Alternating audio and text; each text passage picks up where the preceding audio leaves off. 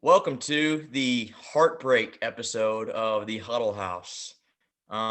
This is the week where six guys get to have some fun, and the other eight are sitting around kicking ourselves for what we could have done better, or punching Lady Luck in the face for not doing us justice.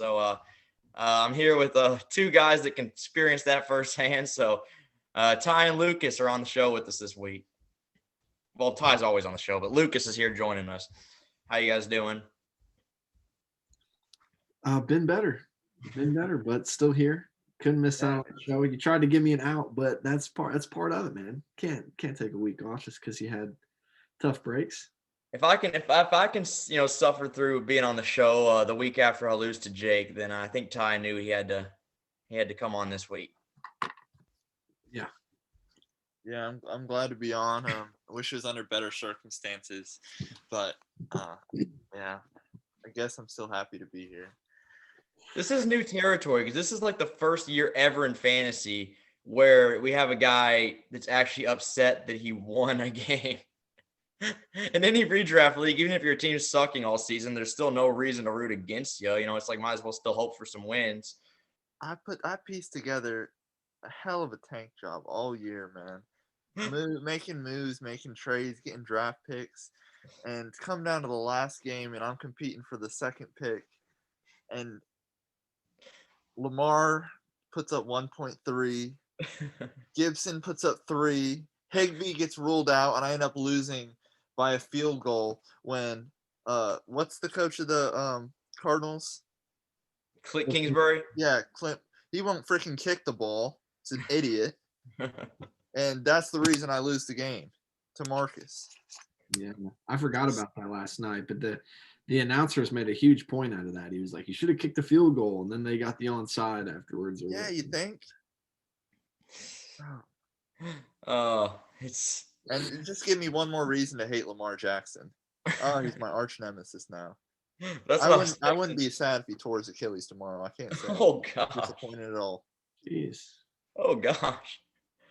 Well, you said it worse in over text yesterday. I'm not going to get into the details, but I don't think Lucas cares if anything bad happens to Lamar or his family at this point. No, I think we know what you think of Lamar Jackson, Lucas. We've seen. it's just he's never given me any reason to like him, and it just keeps adding on reasons to hate him more and more every year. You need to blame the Browns defender for grabbing his ankle. No, I'm blaming him for not playing through it. He just had all I needed was for him to run for 20 more yards. That's it. Just wait till the second quarter to go out. Just wait till the second. You know what's funny is that the 2 weeks that Lucas has been on the Huddle House this year were after heartbreaks. The other episode you were on here was the week you lost by like 0.8. It's so frustrating. And it was funny because we did that poll beforehand of who's going to win, and Marcus unanimously won the poll. Well, it I was seems all a the way dumpster supposed fire. to lose that matchup. I had put together the perfect lineup for tanking. Yeah. I was rolling out there with it, and I just got royally screwed right up the rear end. I mean, His team was bad, but he at least had a couple pieces that you could trust. You had like nothing. Higbee at the end, that ruined my day. When I heard that on Monday, that ruined my day. I was pissed the whole day. It just felt like I just got a broomstick shoved up my rear end, no Vaseline, when I heard that Tyler Higbee was out. Yeah. I know you were trying to get Hooper's points to count. I was, and I had been mistaken because I know last year we had that COVID rule, and I was thinking that was over in this year as well, but I guess we didn't carry that over for some reason. Pulled off all the stops, but I mean, I think imagine if you were Marcus in that instance, you would not have wanted Hooper's points to count it. No, I wouldn't have wanted him, but if we were under the same rule umbrella as we were last year, then it would have had to have counted because you have to play your best lineup. It just honestly has not been the same last year with all the COVID outbreak until this week. It's going absolutely crazy, but it wasn't like that throughout the whole season. So the NBA is dealing with some problems too. I don't mean to get off topic, but it's sort of going around both leagues right now. No, it's crazy, but I think not to get into a whole comparison game, Lucas, but if we're talking heartbreak meters, I think mine was a little more. I'd rank yours number one, man. I'll rank yours number one, mine number two. Yeah, you gotta. Because at least you still have the number 3 overall pick, and No, he has number 4 and 5. or Yeah. whatever it is. You still have 2 top. I got I don't even know what pick I'm gonna have, and my future is trash. Like Hey, it was a lot. you have the 1-1 next year though, buddy. Remember that. I mean, we'll see, but honestly, There's no we'll see. He's bad. No, we'll see, baby. I'm not looking quite that far yet. I'm still dealing with the aftershock of a tough week, and I think man. Bijan Robinson, get ready. You're about to become a Jimmy. I watched the Thursday night game when Dalvin was going crazy. I was like, there's no way I'm gonna lose. And then that was about halftime of the game. And I go and I take a shower. I'm just like floating. Like I'm literally like levitating throughout my apartment. I'm feeling so good. And I come back down to watch the second half, and then Najee Harris puts up like 23 all in the second half. And so I'm like, okay, so like it's still gonna be a game. Like it's not gonna be anything more in my favor. And then I managed to, because I didn't want to be super stressed out about this, I managed like not to watch football at all Sunday. That was kind of my whole goal going into it, was like I want to be removed, and like I'll check it occasionally, and I just want to be surprised. And so I was checking it like a little bit throughout the 1 o'clocks and then like not before the 4 o'clocks, and I'm seeing that my team was doing fairly well. Like I think at one point I had like a 91 to 9% chance to win over Austin. Yeah, I was tracking. I think there was one point you were supposed to win by like 30. Yeah. And so I didn't really look at it after that. I was just like, I like this feeling right now that says I'm going to win, so I'm not going to check it. And then I went back in, and it was totally flipped. It was like 91-9 on my side. And I was like, what the heck happened? And then I kind of knew going into that Sunday night game that it was probably a lost cause, because I was down like 60, I think. And he had who did he have? I forget even. Oh, A.J. Dillon, and I had Rodgers and Devontae, and they did their best to pull me back into it, but no use. So, I mean, that's the way it goes sometimes. I think we put up a good fight, and if you had said I'd put up 136 before the week, I'd be like, yeah, well, we're going to win. Like, no way we're going to lose. Austin just had a really third highest scoring team. You would have beat everyone else except for forget who put up the second. Carter. Carter. Yeah. I had a tough break with the whole Jamal Williams COVID thing. The dude I plugged in for the Lions like didn't get a carry. That was one thing I noticed earlier in the game, is I was looking at their score, and it was like some no-name guy leading them in rushing, and I didn't even know who it was. So, yeah, Jamar Jefferson just had a goose egg, and if I get anything there, it might have helped me. But I don't think my team was really going to win a championship. I was definitely missing pieces. It sucks to be the one team left out of it, and also knowing like I don't have my own first-round pick, so like I have the worst possible pick, and it's not even mine. So I'm going to have something even worse than that from a team that actually made the playoffs. So I don't know. My team's just going to be in a weird spot, I feel like, and it was just a bummer not to make it, because I think I could have. I think my team had some good pieces that could have had a week like this in the playoffs and won a game or two. So, Hey man, if I could have traded matchups with you, I definitely would have. yeah. It worked out in both of our favors. Shame it couldn't have happened, but that Austin's team they went crazy this week, man. The crazy part about your week, another part of it, because Keenan Allen and Elijah Moore both got ruled out before the game. Yeah. So he's about his 2 starting wide receivers. I'm like, he's not gonna have a good week at all. And he hangs 141. It was crazy week. Crazy. The crazy thing about your week, Ty, is you had 136, and I think like 95 of them were from 3 players. Pretty much. I mean, yeah, Rodgers, Adams, and Dalvin each had 30 themselves. So yeah. I remember checking your score at about 7 o'clock on Sunday, and I see you Ty has 65 points, and I check his score, and it's Dalvin has 35 of them. Yeah. It's like, how are you gonna win like that, man? Dalvin did all he could. My team we had some bad injury luck, and then just bad personnel. I mean, Travis Kelce kind of like limped down the stretch there, like 4.2 from him. Like that would have been I don't know what's wrong with him. So I don't know. I mean, I don't think I was one of the best teams in the league, but like 7-7 sucks, man, because There was a time I definitely thought I was a lock for the playoffs, and Jeremy tied your record. I know that was a Jeremy, great thing to realize. out Jeremy, of nowhere. yeah, Jeremy went In 7. the history books, he had as good a team as you did this year. I know. I That, mean, that's he did. tough. I mean, he finished well, which didn't benefit him at all either, because he He wanted to lose to won me, his but last 3 not games gonna let knowing that there was no happen. chance he's going to make. He's got a good team though. He's got a really good team. He just had He some. does. He's got young pieces, so his draft capital isn't quite as important. Yeah, he's got a good. Jeremy really stumbled upon some gems with like Leonard Fournette and Elijah Mitchell, and it's just like guys that just kind of like no one thought was going to be anything that just sort of fell in his lap and worked Everyone out. hated the Michael Carter pick when he took it, and it's looking actually like it might Yeah. be a decent turnout for him with how young he is. The only thing worth having on the Jets, pretty much. Yeah, pretty much. No, Elijah Moore. Oh well, yeah. Oh, definitely not freaking Corey Davis. Jeez. Yeah, definitely not Corey Davis. Is symbolic of my whole season, pretty much. Just kicking the nuts. That's Corey Davis. That's all I remember this season, just a kick in the nuts. But anyway, let's talk about the teams that actually made it and kind of what we're looking at now. This playoff preview we got going on. Yeah, so the way it's shaped up is unfortunately Jake has the number 1 seed, and I'm sure he's ecstatic, and he has a bye, and so does Brandon. And Jake will play the winner of Mitri and Austin, and Brandon will play the winner of Carter and James. So should be some good matchups. One guy that I think is probably super unconfident going into it is James. His team has been really bad the past several weeks, and lost 3 straight.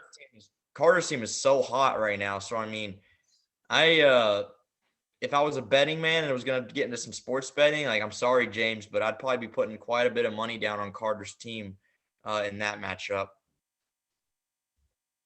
Yeah, I agree with you. I would definitely put my money on Carter over James, and I'd actually probably put my money on Carter to come out of that side of the bracket and make the championship game. I think Brandon's got a good team, but I think Carter, the way he's been playing recently, put up the second highest amount of points last week.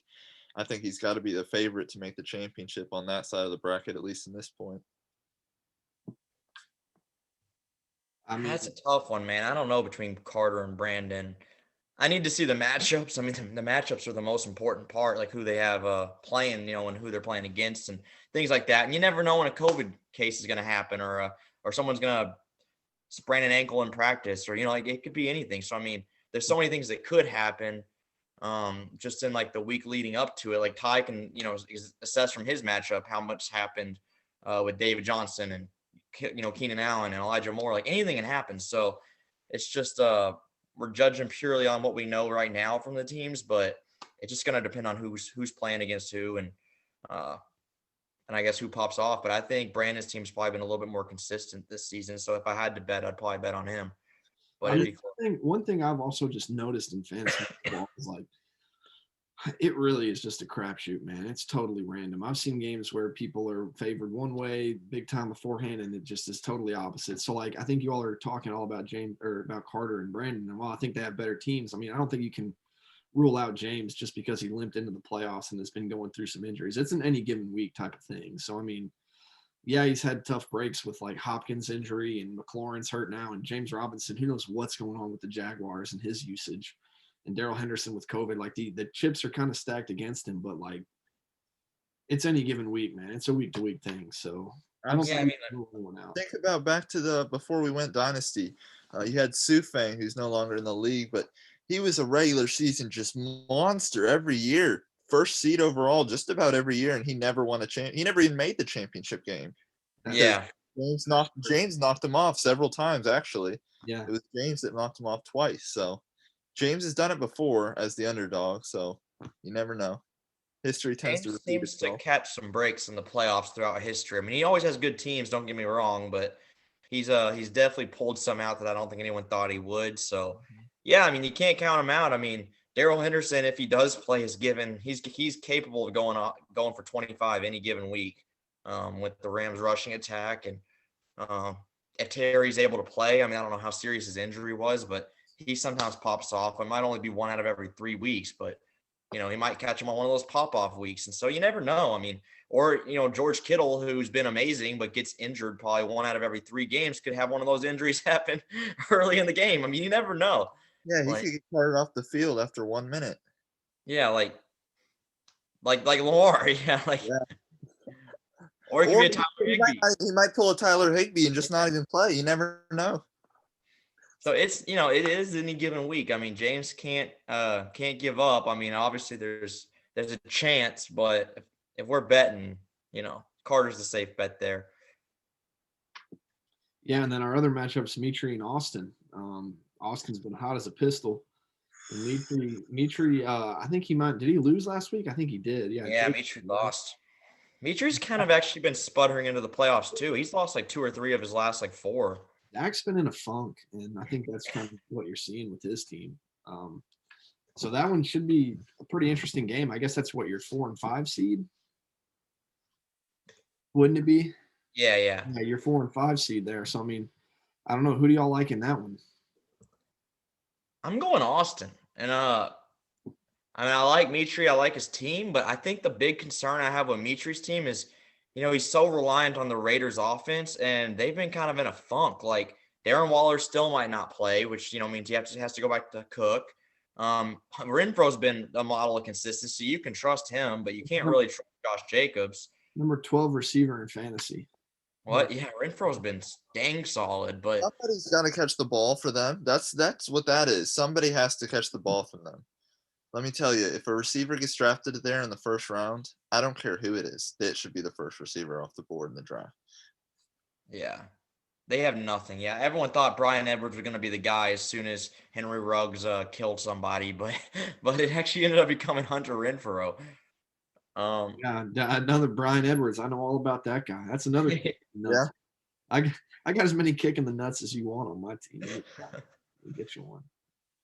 That's probably why I got screwed. I got Ty in my team name. I probably should take that out. Probably should, man. That'd be a good change. I think you should. So yeah, I mean, I like Mitri's team. I know Chubb's playing the Raiders, so his 2 running backs are playing each other, and that's a fairly decent matchup. I think that Chubb could have a good game, but I think Mitri's team has kind of become a little bit over reliant on Cooper Kupp and Renfrow, and while those guys are pretty good, like I just don't know if the rest of his team has enough consistent players. Whereas, I mean, I know that Austin just lost Elijah Moore, but Keenan Allen should be back. AJ Dillon has a pretty decent role. Najee's really great. And Justin Herbert's just been in like a freaking groove recently. His last 4 or 5 games, he's, put up 20 plus. So, I mean, I just think Austin's team is hotter. And I mean, I know Mitri's team is definitely capable of winning, but I think I have more guys that I trust on Austin's team.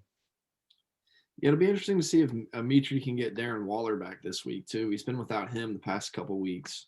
He's been without Waller and Thielen, so that's 2 of his guys that they'll put up at least 20 points combined, at least I'd say, on an average basis that haven't been in. So he's like last week, he only put up 99, but he started Tim Patrick and Jared Cook. Yeah, so that's not ideal, and he got 0 points from the Steelers defense as well. So I like Mitri's team going forward. I actually would probably choose him over Austin. I think Austin had a really great week last week, and he's hot. But I think if Mitri gets all his players back, I think his team's just simply better. So when healthy. Yeah, I did forget about Thielen being out. I did forget about that. If Thielen plays, I'll probably switch my pick to Mitri because Thielen is much more consistent than Tim Patrick. But if it's still Patrick, what? Cooper Kupp is a lock to put up 20 every week. So yeah, he's got that going for him too. That's true. It's absolutely amazing. I mean, the number 1 fantasy player this year. So I don't know how he's not, like, people are talking about MVP like Jonathan Taylor and I don't know, Tom Brady. I don't know how Cooper Kupp's name's not up there. I know you know what it is. You know what it is. What? They don't. 1, he's a receiver. 2, he's a wide receiver. They don't want to talk about him in the MVP consideration, just like they didn't want to give Jokic the MVP in the NBA. Well, they did. That's exactly what it comes down to. But I do feel like the wide receiver thing plays a part of it. I don't know when the last receiver to win MVP was. I think Cooper Kupp has a really good chance at winning Offensive Player of the Year, but the MVP, they might as well just name it Best Quarterback because they just don't give it to anybody that's not a quarterback. Yeah. Yeah. And I can see it in Brady. And Lucas, they have no issue giving it to white quarterbacks. Well, It's that's just what they do most years with Tom Brady being in the league, Aaron Rodgers. I mean, yeah, I mean, like it's a quarterback award, but offensive player of the year I think should be a two-man race between Cooper Kupp and Jonathan Taylor. And I mean, yeah, Jonathan Taylor obviously has been like a stud, but Cooper Kupp is doing like insane things. Like he could have 2,000 receiving yards this year. Like that's absurd. I mean, that's absolutely absurd. and the receptions too. He's already got over 100. He's going to be pushing, 140, 150. So it's Yeah. just insane what Matthew Stafford did for that offense and for Cooper Kupp as a player. Yeah. Oh man. Yeah, he's amazing. But so what are we thinking in the next matchup? Jake versus the winner of that game. Do we think Jake moves to the championship? It's so tough. Jake's put up the second most points this year to Carter. Carter has put up the most points in the league. So it's hard to rule him out. I don't know one wants to root for Jake, but the man has a pretty good team. So it's hard. It's hard to say, and I'd say a lot of it comes to health. Mitri's not healthy. I'm taking Jake for sure. But we'll see. Especially the way Javonte. Have y'all seen how Javante's been playing? Monte's been Put up unbelievable. 20 a game. If he keeps that up, that's going to be tough to stop. Him and Eckler together. Yeah, honestly, dude, freaking Melvin Gordon's been playing really well too. So I mean, that's like he has both those guys. Like he could play both those guys and probably do well. Mm-hmm. And then Hawkinson, maybe he can come back. OBJ's been like a little bit of a resurgence there for him ever since he got traded. Yeah, as soon as I trade him, he's all of a sudden good. Same as soon as I trade George Kittle, he goes for 3 straight 20-point weeks. It's just like I think it's just you knew Kittle was a good trade piece when you did it though. I knew he was good. I didn't know he was gonna freaking all of a sudden become like one of the top 5 fantasy assets the last 3 weeks. I didn't expect that either at all. I expected like 13 or 14. At all. I wasn't interested. I didn't think Matt hit me up and asked me what he thought he was worth or something. Just asking what my opinion on him was, and I did not have a very high opinion on him before the trade happened. So it's just like I know that whatever player I trade is most likely going to go off the moment I trade him. It's just I have a history of that. So I mean, I trade Diggs and he freaking goes off every single week since I traded him. Like it's just I just know it's going to happen. Mixon, another example. I trade Mixon and all of a sudden Mixon's like RB2 since I did it. So I mean, you make that many trades, bro. I mean, that's how you run that risk, It's not like you didn't get anything back for him though. I mean, you got good. No, I did, but it's just I got great stuff in back, but it's just it does hurt a little bit seeing the guys I traded. Like if I had kept that team, like I might have actually made the playoffs this year, or I would have at least been in the running for it if I still had Dak, Mixon, Kittle. Like, so it is what it is. But so if you had to predict a championship before we even like see anything that happens so far out, if this was a bracket thing, what's your all's championship? I think I'm going Jake out of that side. I hate to say it, I really do, but if Austin does beat Mitri, I don't see Austin beating Jake. If Mitri beats Austin, I think Mitri has a better chance of beating Jake, but I still think I'll take Jake. Hate to do it. Really hate saying that, but I gotta be as unbiased as I can. The other end, that Brandon Carter matchup that I'm predicting will happen is a total toss-up. But just for the sake of not going 1v2 in the championship and being predictable, I guess I'll switch to Carter and say Jake versus Carter in the championship. I'm gonna say that Mitri gets healthy and goes on a nice little run because I don't want to pick Jake. I'm just not gonna do it. I'm gonna take the other Jake, and I'm gonna take Jake Mitri, and I'm gonna have him going against Carter, the 2 former roommates, and I'm gonna have Carter coming out on top. I think Carter's my champion for this year. He has the most points scored. He's been the hottest recently, and I think he honestly probably has one of the most complete teams as well. So I'm going Carter for Huddle Buddies champion this year. I think I'd be taking him by about an average margin of victory of like 50 a game if he had still had Jalen Waddle, James Robinson, and Hollywood Brown. I think he'd wash the house. Yeah, he had the best draft by far, and unfortunately his team has gotten worse since the draft. But then that's crazy to say considering he's put up the most points in our whole league. Yeah. Really ridiculous to think about how well he drafted, but he's still got a good team regardless, and I think He still does. Yeah. I think for my picks is I really don't want to pick Jake because he jinxed me something awful and is the reason. Yeah. The kiss of death. The kiss of death. I think you should go on a little monologue, Ty, of what you'd want to say to Jake on the air right now. I saw it come in and I was like, bro, like, why are you doing this? You don't do this stuff. He tried to make it up to you by offering to buy you a drink, but I don't think the drink's gonna make up for all your hopes and dreams of the season being thrown down the garbage disposal. Yeah, no making up for that. As soon like I was feeling good after the Dalvin game, and as soon as I saw that, it was like somebody just popped the balloon. Like I just deflated. I had a feeling it's like, oh man, like it'd have been one thing if he said it and Najee Harris put up like 4 points, but like I was only up 11. It wasn't like I was up a ton when he said that. Karma took no time because right when he said that was that second half. Right when he said that's when Najee started taking off. I mean, Karma wasted no time getting on that case and just ruining your season here. So like, that is never going to be forgotten. That will never be forgotten. But is this a new rivalry, you think, Ty?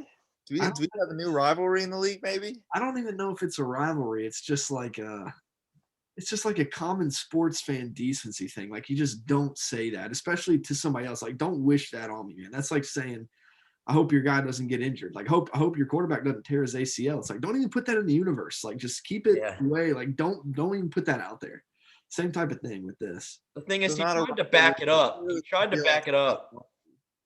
He tried to back it up and act like he didn't do anything or act like it wasn't his fault and just like defend himself because he didn't want to lose his mentor and his greatest idol. But if he really respected you as much as he acts like he does, he wouldn't have freaking jinxed you. Like he's done this like 3 or 4 times this season. And every time he says anything about what's going to happen in a game, the opposite happens. Like it is a legit trend. It felt like it was a conniving thing. Like he said it with a smile on his face, like, watch me screw you over right here. And I don't think it was, but I just don't know why you'd say it. I just don't get it.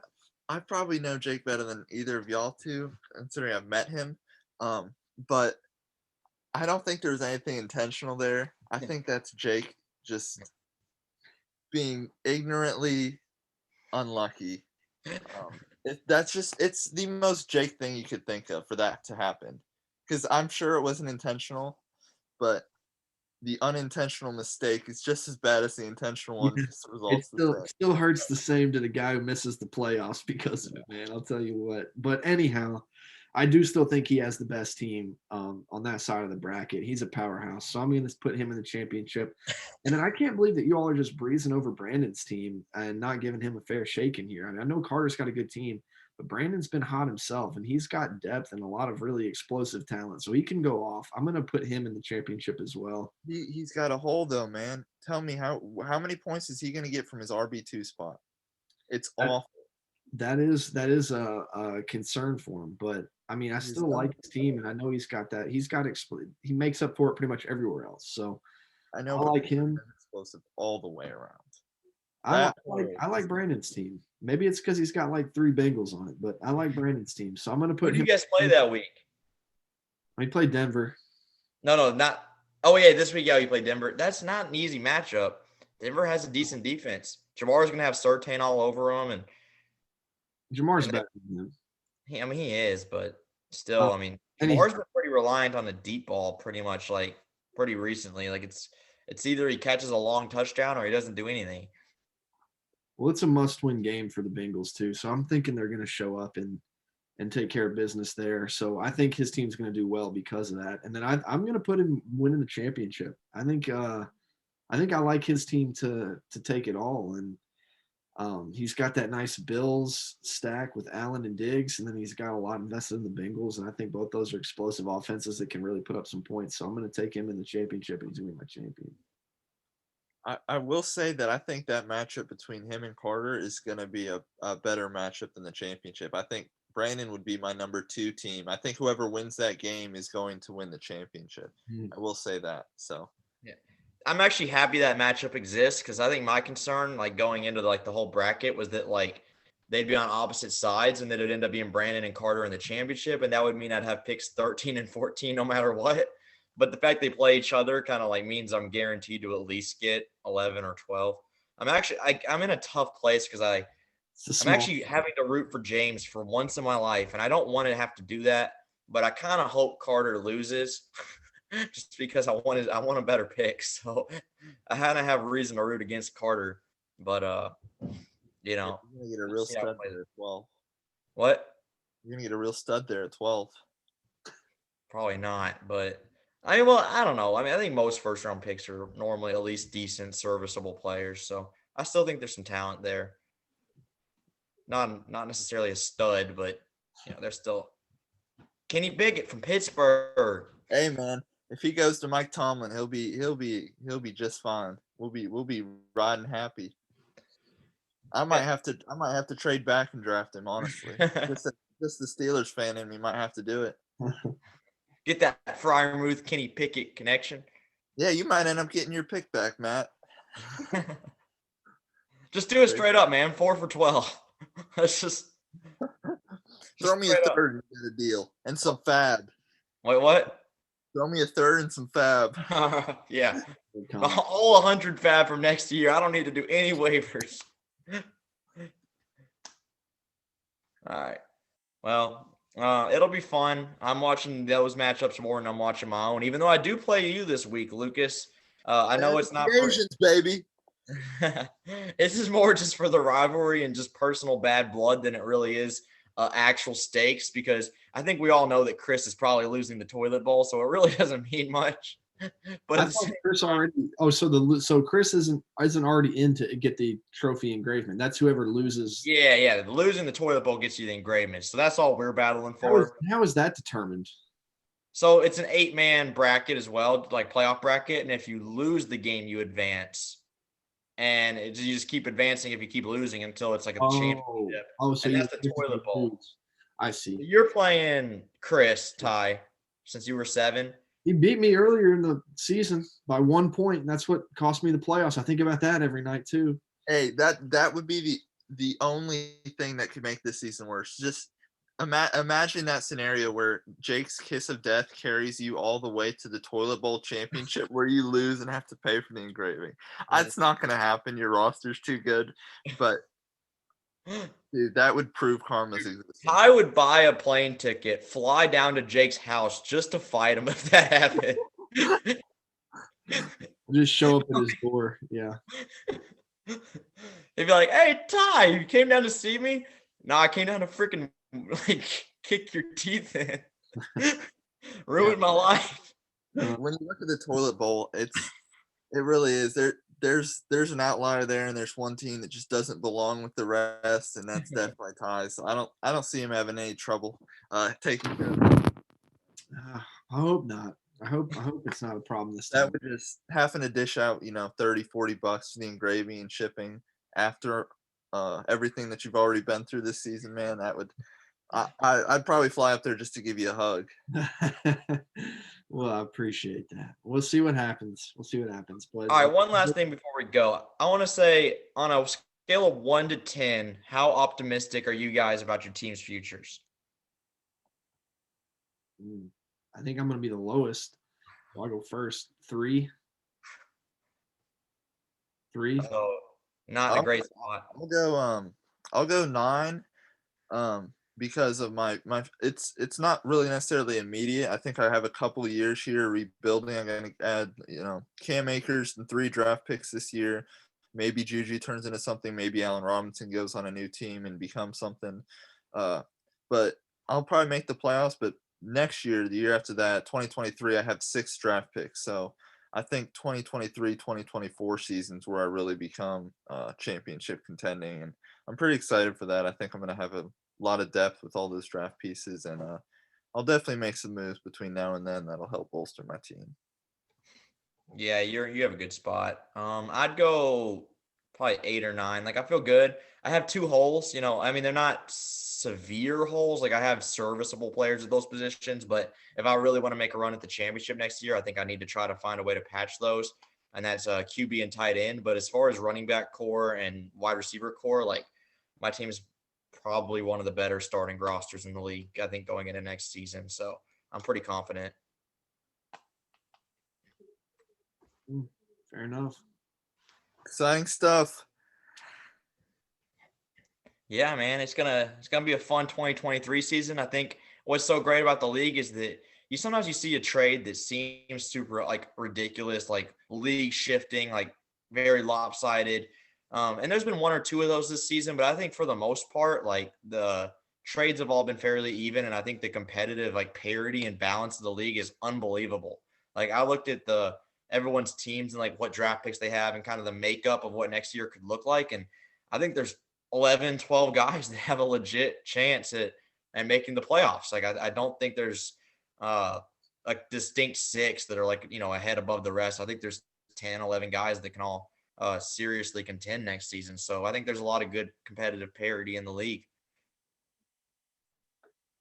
Yeah, I agree. So while this season's over for us three, we still have some stuff to watch out for and look forward to in the future. That's one of the cool things about doing Dynasty and the whole off season is this is supposed to be where leagues are won and lost, really, I think, and how you draft and what you do in the off season. And some people say it's the best part of it. So for us, it's the first wave of that, but we still have a few more weeks to see who takes home the inaugural trophy, and that should be pretty exciting.